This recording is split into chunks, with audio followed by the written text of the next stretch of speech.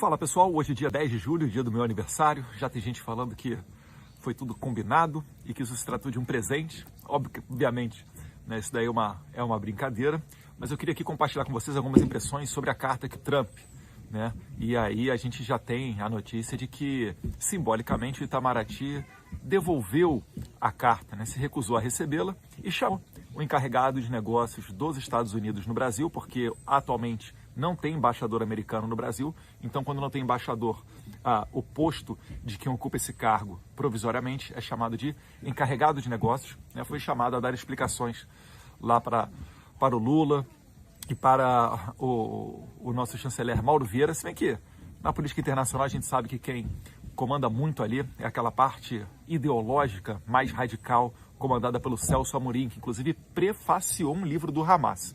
Então, se você acha que essas questões de andar do lado de ditadores da Venezuela, do Irã e assim por diante, né? Enfim, isso tudo afeta a sua vida. É por isso que, na carta que eu assinei junto com o Paulo Figueiredo, a gente começa com o título de Uma Hora a Conta Chega. Mas isso aí já faz parte do vídeo passado. Eu queria aqui hoje com você dar uma dissecada, ler e passar algumas impressões sobre essa carta aqui do Trump para o Lula. Então, o Trump, ele publicou na sua rede social, a Truth Social, ontem, dia 9 de julho, dia simbólico para todos nós que moramos, ou pelo menos morávamos, né, em São Paulo.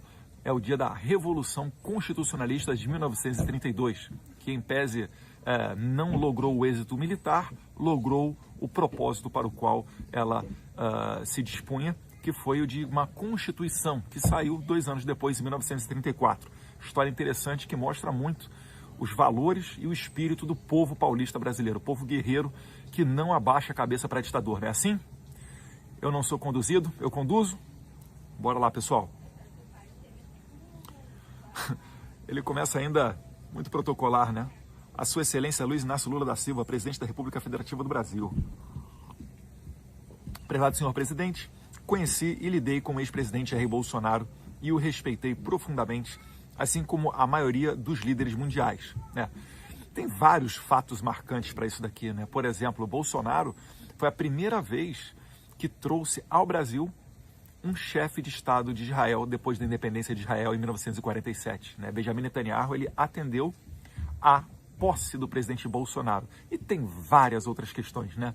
Assinou junto com Trump o Acordo de Alcântara, né? Tive o prazer, enquanto presidente da Comissão de Relações Exteriores e Defesa Nacional, ter aprovado esse acordo dentro da nossa comissão. Um fato que no passado nem Aécio Neves, né, que tinha muito poder no passado, conseguiu fazê-lo lá no começo dos anos 2000, durante o finalzinho do governo Fernando Henrique. Então tem muita coisa aqui que demonstra esse prestígio, né? Depois, na Índia, em 2020, o Bolsonaro, a Índia só convida um chefe de Estado para o seu dia da independência em 2020. Né? A Índia, a maior democracia do mundo, população bem semelhante ali à da China em termos de números, e o Bolsonaro foi homenageado. Enfim, então, o presidente Trump, ele resgata esse prestígio que o Bolsonaro tinha, porque ele não andava junto com o pessoal do Hamas, Hezbollah, Houthi, não ia na posse de presidente radical fundamentalista de países que assassinam homossexuais, que matam mulheres porque não usam o hijab, o véu islâmico. Então, Bolsonaro realmente tinha muita moral. Eram outros tempos do Brasil. Obrigado, presidente Trump. A gente também tem muita consideração pelo senhor.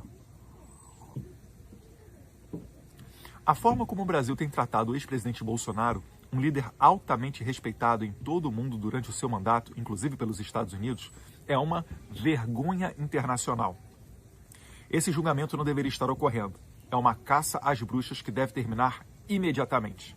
Então, a todos vocês que estão reclamando da tarifa de 50%, estão se dizendo preocupados, né, com a situação econômica do Brasil, o que eu vejo, muita gente o faz com boa fé, tá? Não é com má fé não, com boa fé.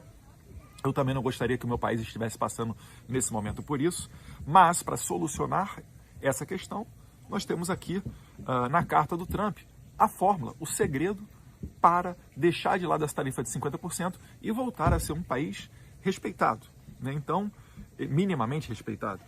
Ele começa aqui falando que a caça às bruxas deve terminar imediatamente, né? O Trump, ele falou no começo da semana, mais para o começo da semana, em outra postagem na Truth Social, sobre os apoiadores do Bolsonaro, né? Não só o Bolsonaro e sua família, mas também sobre os seus apoiadores. Então, quando ele fala que a caça às bruxas, ele está falando de todo mundo. Ele está falando do pessoal do Rio de Janeiro, ele está falando das senhorinhas que estão presas, né? Ele está falando do pipoqueiro, do uberista, do autista e todos os demais que foram encarcerados naquele dia 8 de janeiro e mais de 400 ainda seguem encarcerados. E eu não estou nem falando ainda do pessoal que está lá na Argentina, que eu também tenho uma preocupação, tenho uma atenção especial e não acho que nós estamos parados.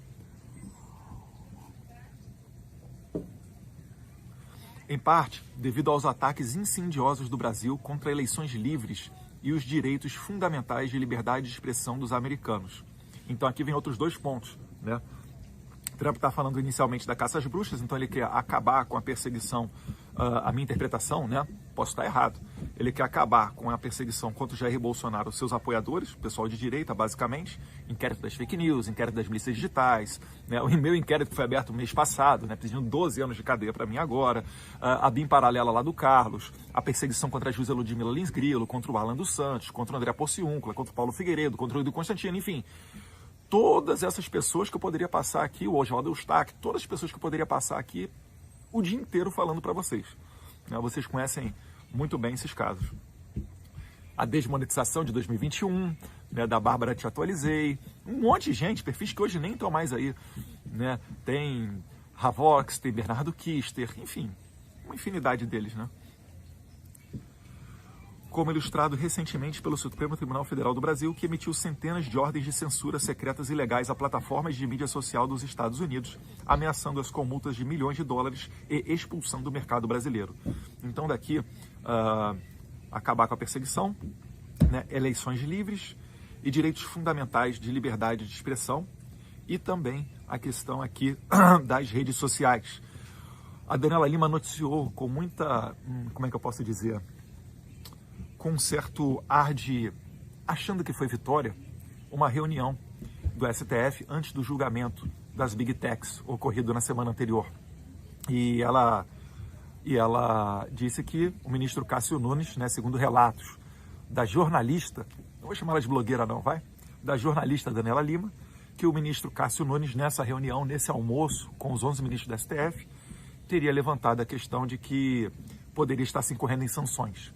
E aí ela fala que uma intervenção do Gilmar Mendes e do Alexandre de Moraes fizeram com que a corte se unisse e aprovasse essa decisão, atropelando o Congresso mais uma vez, porque o Congresso não queria analisar e aprovar o PL 2630, o PL da censura, a regulamentação das redes sociais. Então o Congresso optou, né, não teve força essa corrente dentro do Congresso para censurar as redes sociais através de lei. O STF atropelou o Congresso e ainda mandou um recado para os americanos, dizendo o seguinte: olha, se vocês estão achando que essa questão levantada pelo ministro Cássio Nunes vai nos fazer impedir de dar essa decisão de censurar as redes sociais, vocês estão enganados. E foram lá e censuraram com 8 votos a 3 as redes sociais. Então, dentre os vários reflexos disso, vocês que reclamaram da eleição de 2022, que ocorreu muita perseguição, foram cerca de 100 perfis que foram derrubados nas redes sociais, obviamente todos eles conservadores, exceto por um, que é o perfil do PCO, do querido Rui Costa Pimenta. Exceto por PCO, todos eles foram derrubados por decisões do TSE. Só que isso na eleição de 2026 vai se alastrar, porque qualquer juiz de todos os cantos do Brasil, qualquer um dos quase 2.000 juízes brasileiros, vão poder fazer a mesma coisa que o TSE fez em 2022. Além de tudo, a gente também tem aqui a questão do Twitter Files Brasil, né? O Trump ele traz a questão das ordens secretas, que até hoje continuam, tá? A Rumble, no processo em que ela move contra o Alexandre de Moraes, no CPF dele, o processo civil, eles alegam que o Alexandre de Moraes ainda estava mandando ordens para ele e pedindo para que a Rumble não comunicasse às autoridades americanas. Né? Que ordens são essas? Ordens de censura, ordens para ter acesso a dados ilimitados de pessoas, inclusive americanas. E isso daqui nos Estados Unidos é muito sério, tá? O compartilhamento de informações pessoais, isso é tratado como realmente um crime. Não é uma coisa que, vou assinar aqui um cadastro aqui porque eu estou comprando um produtinho na farmácia, vou dar meu CPF, depois vai ficar circulando por aí. Não é assim que a banda toca aqui nos Estados Unidos, não. Fala aqui da questão das multas. Então, vale lembrar, né? Quando o Alexandre de Moraes expulsou o X do Brasil, ele também fez o quê? Ele congelou parte dos ativos da Starlink. Então, isso tudo aqui está no combo aqui da reclamação do Trump, né? E eu falei isso lá no passado. Eu falei, ó, antes do Trump ser eleito, se preparem, porque essa brincadeira de ficar humilhando, zombando, esculachando com empresas americanas, onde o Biden apenas fazia uma notinha através da sua embaixada no Brasil, se for com o Trump, ele vai encarar isso aí como uma guerra comercial. Dito e feito. Então, seguindo aqui na carta, a partir de 1º de agosto de 2025, cobraremos do Brasil uma tarifa de 50% sobre todos os produtos brasileiros que entrarem nos Estados Unidos, além de todas as tarifas setoriais existentes. Produtos transbordados para burlar. Foi a tradução de ChatGPT aqui que eu joguei. Produtos transbordados para burlar essa tarifa de 50% estarão sujeitos a essa tarifa superior. Ele fala aqui, inclusive, de tarifas setoriais. Aqui o Brasil é aquele negócio, né? É o samba do crioulo doido do negócio das tarifas, né? Porque um produto americano que entra no Brasil, ele vai pagar PIS, COFINS, imposto de importação, chegando nos estados ICMS, etc. Mas aí o Paulo Figueiredo, a gente ressaltou isso na nossa nota pública de ontem, dizendo que, olha, o produto brasileiro que entra nos Estados Unidos, ele paga, em média, tá, 3,5%, 3,4% de imposto. Alguns pagam até 5% de imposto quando entram nos Estados Unidos. Agora, o contrário, quando o produto americano vai para o Brasil, você é conservador, tá? Em média, ele paga mais de 60%. Então, quando o Trump diz que não ainda não está justo a tarifa, porque os 50% ainda está aquém daquilo que o Brasil pratica, ele está sendo verdadeiro. E aí o Jornal Nacional, para defender o Lula contra o Trump, diz que, mesmo tendo a balança comercial a favor dos Estados Unidos, os Estados Unidos ainda está tarifando em 50% o Brasil. E aí o Trump segue. Além disso, já tivemos anos de discussões sobre nossa relação comercial com o Brasil. E concluímos que devemos nos afastar da antiga e muito injusta relação comercial promovida pelas políticas tarifárias e não tarifárias do Brasil, bem como por barreiras comerciais. Nossa relação tem sido, infelizmente, muito longe de ser recíproca. É o que eu estou falando aqui, né? Que o William Bonner não conseguiu compreender, mas o Trump tem razão no que ele diz aqui. Não é porque os Estados Unidos acaba, no final das contas, né, mandando mais produtos para o Brasil do que o contrário, acaba tendo uma balança comercial favorável a eles. Bem, se isso daí é o argumento, vamos olhar como é a balança comercial brasileira com países menores. E aí a gente vê, né, se a gente consegue aplicar para esses países menores também o que o William Bonner está falando.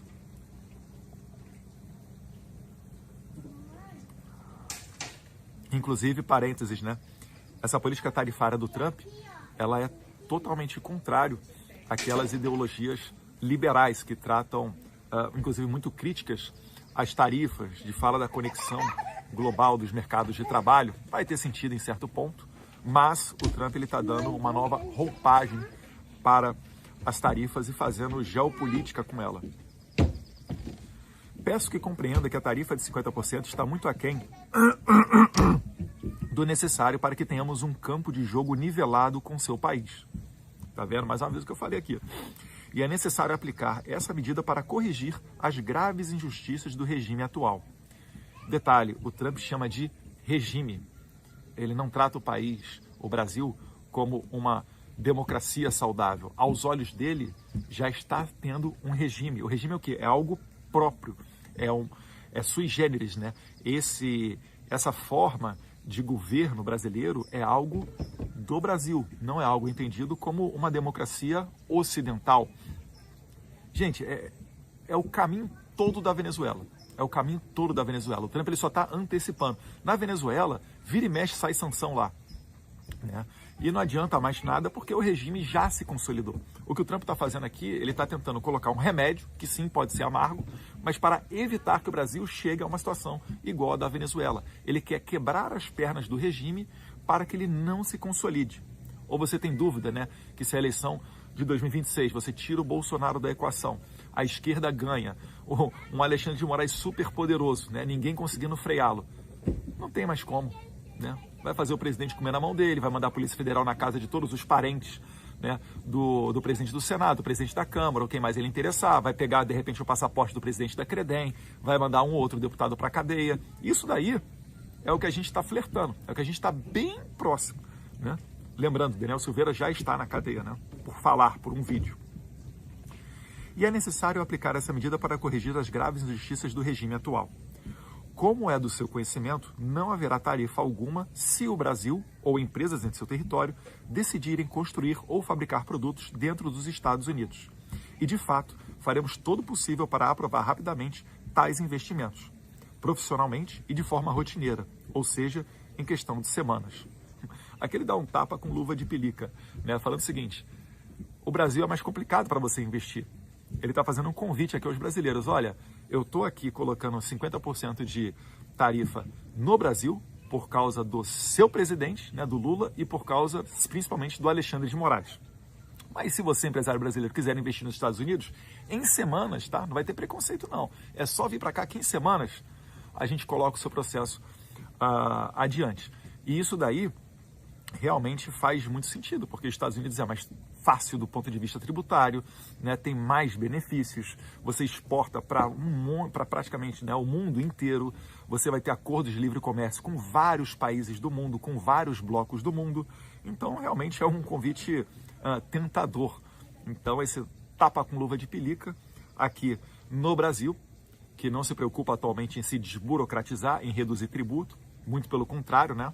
Volta aquele ambientalismo xiita da Marina da Silva, voltam os tributos que o Haddad, com permissão do Lula, imposto para aumentar para você. E, inclusive, fica a pergunta, né? Se o governo Lula estava falando que imposto é bom, por que ele está reclamando agora, né, de pagar só 50%? Porque ainda está desfavorável essa balança tributária aqui para os Estados Unidos, tá? E também isso aqui faz parte da política do Trump de reindustrialização dos Estados Unidos. Ele não quer mais saber de uma cadeia global onde você vai produzir peça na China, no México, na União Europeia e depois vai mandar para os Estados Unidos, onde se encontrarão com outras, né, manufaturas para daí fazer o produto final. Ele percebeu que isso daí faz os Estados Unidos ficar frágil, faz os Estados Unidos ficar na mão de outros países. Por exemplo, a China, ela produz centenas e centenas de navios todos os anos, né? Eu estou falando de navios de grande porte, né? E os Estados Unidos, que já foi o líder mundial dessa área, hoje em dia produz pouquíssimas dezenas, né? Eu acho que não passa de 20 por ano. Então, Estados Unidos, mercado naval, né? A construção de navios de grande porte, cerca de 20 por ano, nem isso. China, centenas. Então, Estados Unidos, o que ele está querendo fazer com o Trump? É resgatar essa indústria, trazer de volta para os Estados Unidos. É uma pauta trabalhista, uma pauta até, né, aos olhos de Rui Costa Pimenta, uma pauta operária. E aí segue na página 2, indo para o final. Se por qualquer razão o senhor, está falando para o Lula, decidir aumentar as suas tarifas, porque o Lula falou isso, né? Vou aplicar a reciprocidade. Eu falei, eu até tuitei isso na Rede X, se você não me segue, segue lá, @BolsonaroSP, porque o Lula, eu acho que ele não leu essa parte aqui da carta, né? Fica a pergunta até se ele sabe ler, já que ele se orgulha tanto, né, de ter se aposentado porque perdeu o dedo mindinho. Se por qualquer razão o senhor decidir aumentar as suas tarifas, qualquer que seja o percentual, ele será adicionado aos 50% que estamos cobrando. Então, vamos supor, o Brasil bota 10%, vamos retalhar os Estados Unidos, vamos botar 50%. Os Estados Unidos vai pegar esses 50% do Lula, vai adicionar os 50% que o Trump está falando agora e vai dar uma tarifa total de 100% aos produtos brasileiros. Eu acho que o Brasil não tem condição de lutar essa guerra com os Estados Unidos. Por quê? Porque os Estados Unidos é a maior economia do mundo. Tem muito mais reserva do que o Brasil. Tem muito mais condições de, inclusive, suplantar, substituir o mercado brasileiro por outro mercado mundial. É claro que isso não é o desejável, não é o ideal, mas eles certamente têm muito mais instrumentos para fazer isso do que o Brasil. Então fica a dica aí, tá, Lula? Por favor, entenda que essas tarifas são necessárias para corrigir os muitos anos de políticas tarifárias, não tarifárias e barreiras comerciais do Brasil que causaram déficits comerciais insustentáveis para os Estados Unidos. Esse déficit é uma grave ameaça à nossa economia e, de fato, a nossa segurança nacional. Além disso, devido aos contínuos ataques do Brasil às atividades digitais de empresas americanas, voltou o tema aqui das Big Techs, bem como outras práticas comerciais desleais, estou instruindo o representante de comércio dos Estados Unidos, Jamieson Greer, a iniciar imediatamente uma investigação do Brasil nos termos da seção 301. Ou seja, ele está falando o seguinte: se vocês estão achando que eu estou sendo agressivo, esperem até vir as respostas dessa investigação da seção 301. Porque o que vai ocorrer aqui é um aprofundamento, ele vai pegar dados históricos, vai passar ano por ano nessa análise profunda de como que o Brasil foi elevando suas tarifas, os seus impostos para produtos americanos e jogar isso daqui na cara do Lula. Então ele está se preparando para que, se houver uma contraofensiva brasileira, ele vai dobrar a aposta. E dobrar a aposta com o Trump não é igual dobrar a aposta com as autoridades brasileiras, tá? Se houver interesse em abrir seus mercados comerciais, até então fechados, então veja, aos olhos do Trump, o Brasil é fechado, é igual a Coreia do Norte, é igual a outros países ditatoriais. Para os Estados Unidos e eliminar suas políticas tarifárias e não tarifárias, ele também está falando aqui, não é só a questão tarifária, é a questão também não tarifária. Eu tenho certeza que o Trump ele está muito atento a essa questão dos BRICS.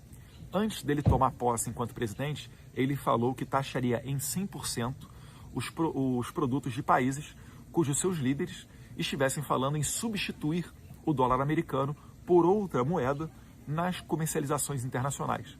Isso daí é muito sensível, é muito caro aos Estados Unidos.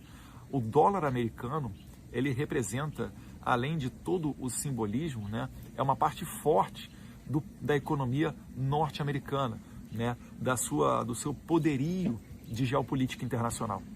Então o Trump, ele, com certeza, ele valoriza muito isso e não quer perder isso.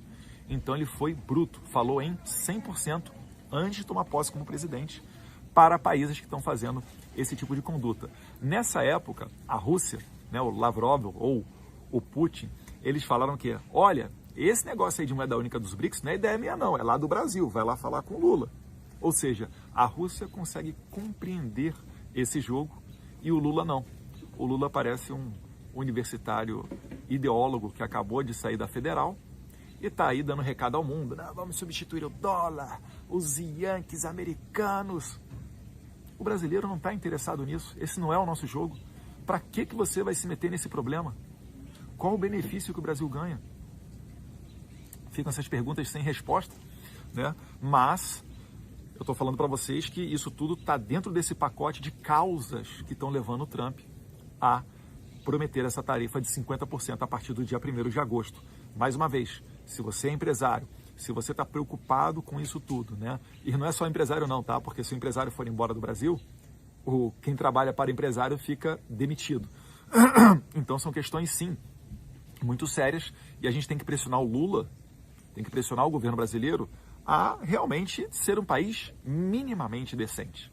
É um país com liberdade de expressão, com eleições limpas, sem perseguições políticas e também fazer com que o Lula pare de fazer essas ameaças de acabar com o padrão dólar, apoiar o Hamas, apoiar o Hezbollah. O Lula teve a capacidade de condenar o ataque de Israel, muito exitoso, contra o Irã, que está pensando em construir uma bomba nuclear. Vocês imaginem só, o Irã, gente, os ayatolás.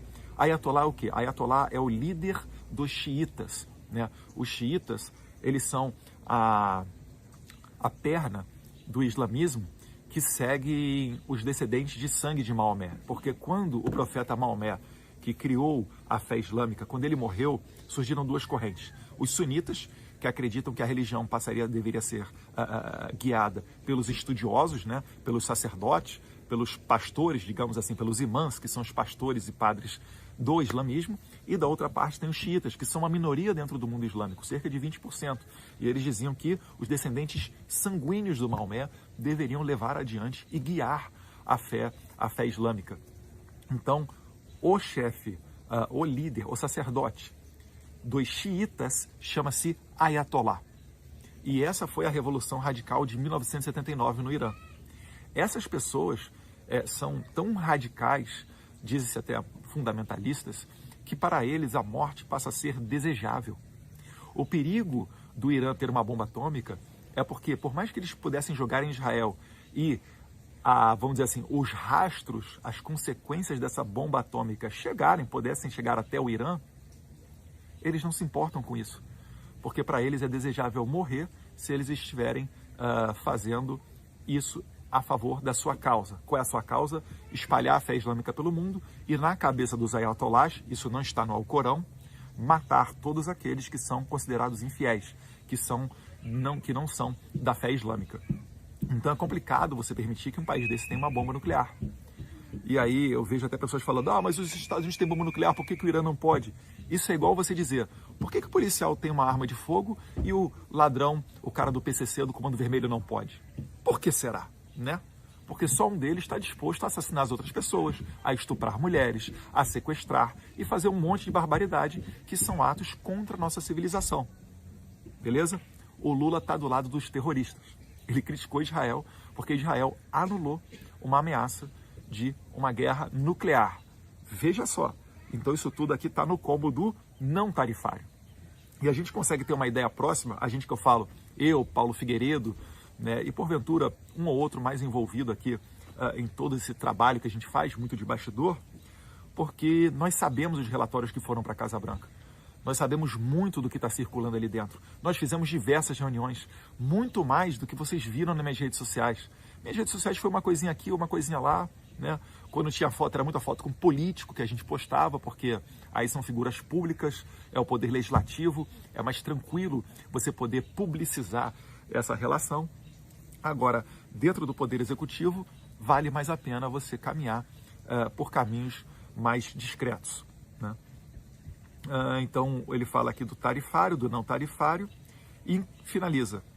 Essas tarifas poderão ser modificadas para cima ou para baixo, dependendo da sua relação conosco. Espero que o Lula seja demovido dessa ideia de, entre aspas, reciprocidade, né? Os Estados Unidos da América nunca decepcionarão o seu país. Isso aqui é uma mensagem muito forte, tá? O que o Trump está fazendo aqui? Ele está dizendo o seguinte, povo brasileiro, eu estou fazendo isso para o melhor dos nossos países. Eu estou fazendo isso para que o Brasil não vire uma Venezuela, porque ele sabe o quanto pior que isso seria, né? Ignorar, fechar o olho, deixar as coisas irem adiante, somente torcendo, sem saber qual solução seria para melhorar a relação entre os nossos países. Então, podem ter certeza, por mais que esse remédio possa, num primeiro momento, ser apresentado como mais amargo, não se enganem, né?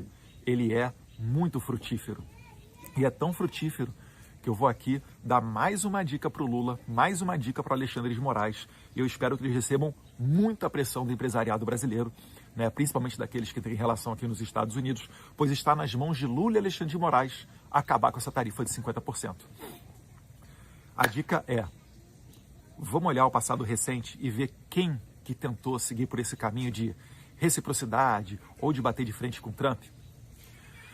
Antes de tomar posse, o Trump ele falou que iria tarifar alguns países, a começar pelos seus vizinhos do México e do Canadá, né? O Trump ele falou o seguinte, olha, a gente vai tarifar, acho que foi em 25% ou 50%, os produtos do Canadá. Por quê?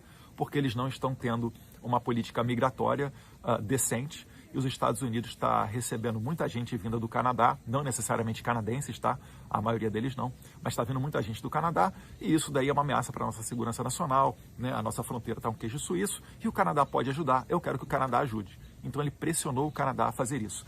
Inicialmente o Trudeau, que era o primeiro-ministro naquela época, levantou-se, bravateou-se e etc. Mas no final das contas ele foi até jantar lá no Mar-a-Lago. Ele foi lá para comer na mão do Trump. O Trump ainda soltou uma piada falando que se ele não conseguir dar conta daquilo, que o Canadá poderia virar o 51º estado norte-americano. Muita gente interpretou isso daí de maneira muito ofensiva do Trump, mas o negócio é que o Trudeau voltou para o Canadá e concordou com o Trump e começou a mudar, a dar mais atenção para a sua política migratória. Essa história finalizou, inclusive, com o Trudeau pedindo renúncia, deixando de ser o primeiro-ministro do Canadá. Vamos falar do México? Né? No México, a questão principal ali são os cartéis, são as drogas. E aí o Trump ameaçou a presidente do México, né, a nova presidente do México, a tarifar também, acho que em 25%, porque o México estava fazendo pouco aos olhos do Trump nessa questão de controle de fronteira, para não deixar os Estados Unidos ser inundados, principalmente com fentanil, que é, vamos dizer assim, é o crack aqui dos Estados Unidos. No Brasil tem muita questão de cracolândia, cracudos, etc. É um problema realmente, né? Uma epidemia no Brasil. Nos Estados Unidos é o fentanil. Mas também a cocaína produzida nos 3 maiores produtores mundiais, né? Colômbia, Bolívia e Peru. Ameaçou tarifar, a presidente chiou, reclamou, etc. Acho que 1 ou 2 semanas depois fizeram a maior apreensão de fentanil da história do México. Então nós já temos aí Canadá, México. Eu não vou nem entrar no detalhe dos outros países europeus onde o primeiro-ministro caiu depois da eleição do Trump. Eu vou citar só aqui mais um caso para vocês entenderem. O Ayatollah Ali Khamenei, ele tentou fazer uma bomba nuclear, enriquecendo urânio para muito além do necessário na produção de energia nuclear. Isso tudo faz parte de um acordo mal feito pelo Obama lá atrás, que não conseguiu compreender, né, a intenção dos ayatollahs quando eles começaram com essa questão de produzir tecnologia nuclear. Ele achou que poderia tratar o Irã igual ele trata qualquer país ocidental, mas, né, e naquele tempo já foram rechaçados por Benjamin Netanyahu, pelos israelenses, dizendo, isso vai dar problema, dito e feito. Para você enriquecer o urânio, né, o urânio primeiro que você não acha ele in natura, pronto para ser utilizado, seja na parte de energia nuclear, medicinal, porque é usado em radioterapia também, enfim, os diversos usos dele, você primeiro tem que pegar esse urânio, né, tirar ele do cascalho, de uma areia de praia, o pessoal do Espírito Santo sabe do que eu estou falando, eu acho que é Guarapari ou Iriri, tem uma praia ali no Espírito Santo que tem, sim, urânio que pode ser extraído, mas esse urânio que é encontrado em natura, ele não é ofensivo para a nossa saúde, né? Que pese a praia ter aquela praia de areia negra, é preciso você peneirar muito, refinar muito e fazer alguns trabalhos até que ele seja pronto para ser enriquecido. Quando ele é enriquecido, ele passa por dentro de reatores. Quando você olha aquelas fotos com várias, como é que são aqueles, várias bombas, né? Várias... parece até um material industrial. Aquilo ali são vários reatores, tá? Vários cilindros. Aqueles ali são os reatores nucleares. Então, o urânio ele tem que ser enriquecido, por exemplo, numa usina nuclear, ele tem que ser enriquecido de 3%, não chega a 4% do seu enriquecimento, ele vira uma matéria-prima para energia nuclear. Para a gente falar de bomba atômica, uso militar, esse enriquecimento tem que ser de 60%. Então, é outra história. E esse urânio lá do Irã, né, que o Irã começou a produzir essa tecnologia, foi esse acordo mal feito pelo Obama. Inclusive o Obama falou que poderia colocar o sobrenome dele nesse acordo, para ele estava garantindo tanto que seria um acordo nuclear só para fins pacíficos e energéticos, que ele queria colocar o nome dele, né, o nome de Obama. O Obama deu aí nesse acordo nuclear com o Irã. E depois, mais para frente, as autoridades israelenses, né, com a sua inteligência muito perspicaz, muito sagaz, provavelmente a melhor do mundo, né, o Mossad, começou a trazer dados que, no final das contas, acabaram sendo corroborados até mesmo pela Agência Internacional da ONU para fins nucleares, a Agência de Energia Nuclear da ONU, onde no começo de junho disseram, olha, certamente o Irã está enriquecendo urânio para acima daquele necessário para o uso de energia nuclear. Não confirmaram que estava sendo usado para fazer uma bomba atômica, né? Mas não souberam responder isso. Né? Estão usando para fins militares? Não sei, mas eu sei que estão enriquecendo muito. Ora, quem está enriquecendo muito, está enriquecendo para quê? Só pode ser para fazer uma bomba nuclear. Então Israel teve que fazer esse ataque preventivo. Ali Khamenei bateu de frente com o Trump. O Trump várias vezes avisou, mandou recados. E o que o regime do Ayatollah Khamenei, que começou lá em 1989, depois do falecimento do Ruhollah Khomeini, o Ali Khamenei teve que segurar algumas bombas norte-americanas das mais poderosas do mundo no ataque preciso, onde nenhum americano morreu, e acabar, né, com aquela guerra, a chamada Guerra dos 12 Dias, né, que o Trump mesmo falou. Então, Canadá, México, Irã resolveram bater de frente e se deram muito mal. Não vou aprofundar no caso do Panamá, mas vale a pena dar uma olhadinha depois também, para você fazer essa pesquisa. E aí fica a pergunta para você. Você acha mesmo que o Lula e o Alexandre de Moraes vão conseguir bater de frente com o Trump? O Trump sabe, Moraes, que você mandou um recadinho, que você disse que você está no STF até 2043 e que o Trump tem um mandato de apenas 4 anos. Então, você ligou essa bomba relógio a Alexandre de Moraes. Você e o Lula, né, quando o Lula escala o Itamaraty, o AGU, para fazer a defesa de um caso que é só do Alexandre de Moraes, vocês deram conta disso. Quando vocês, do STF, aprovaram esse atropelo no Congresso e mudaram, desconfiguraram, transformaram o Marco Civil da Internet num Frankenstein, tudo para poder controlar a internet, controlar as vozes dissidentes, no caso, nossa, vocês estão dando conta disso. E o Trump mandou vários avisos. Quais foram as respostas? Censura, multa. Lembro da multa do PL, né? Lembro das chacotas feitas comigo no seu jantar, Alexandre de Moraes. Eu lembro que vocês ignoraram a carta da DOJ Pam Bondi em maio, onde ela dá uma aula para o Alexandre de Moraes sobre extraterritorialidade, explicando para ele que ele não pode prender um cidadão americano, como a Flávia Cordeiro, né, uma cidadã americana, por conta de posts feitas a partir do território americano. Enfim, foram vários recados dados. E a resposta sempre foi isso: censura, multa, dobra aposta, declaração, Lula falando que o Trump é a nova cara do nazifascismo, a gente gritando fuck you Elon Musk, enfim, uma sucessão de medidas que só uma pessoa insana e louca achava que não resultaria em nada. Concorda comigo? Então, tá aí o resultado. Parabéns aos envolvidos, parabéns a todos que apoiaram essa loucura de tirar um pinguço da cadeia e colocar ele na presidência da República. Vocês todos fazem parte desse momento, tá? Não venham me culpar achando que eu sou o dono da caneta, não, porque isso tudo está acontecendo porque o Brasil não é mais considerado uma democracia. Simplesmente isso. O que o Trump está pedindo na carta dele? Soltem os presos políticos. Primeiro passo, querem resolver o problema? Congresso Nacional, aprovem uma anistia ampla, geral e irrestrita aos moldes daquela feita em 1979 pelo presidente Figueiredo. Aprovem essa anistia.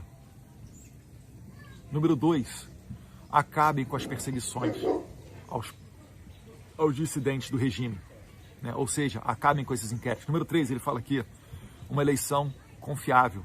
Deixem o Congresso Nacional trabalhar, porque já foram mais de 3 oportunidades no passado recente aprovado o chamado voto impresso, com a possibilidade de contagem pública dos votos, que é mais interessante do que o voto impresso em si. Direito que nos foi retirado em 1996, quando começamos a utilizar um sistema totalmente informatizado, onde nenhum outro país do mundo faz uso dele. Só o Brasil, Butão, acho que Timor-Leste e alguma outro país menor aí pelo mundo. E sentem à mesa para negociar com os Estados Unidos as questões tarifárias, porque de fato é verdade. Há muito tempo, os Estados Unidos não têm mais benefício nessa relação com o Brasil. Beleza? Eu acho que isso daí tá bem claro, tá bem esclarecido. Não é o fim do mundo, é só o início de tempos de liberdade, Deus quiser. A bola agora está com o Congresso Nacional, está com Lula e Alexandre de Moraes, principalmente, e chegou a hora de deixar de lado os risinhos, as humilhações, as chacotas, e começou o momento da gente tratar com seriedade o interesse do povo brasileiro. Que Deus abençoe o Brasil, que Deus abençoe os Estados Unidos da América.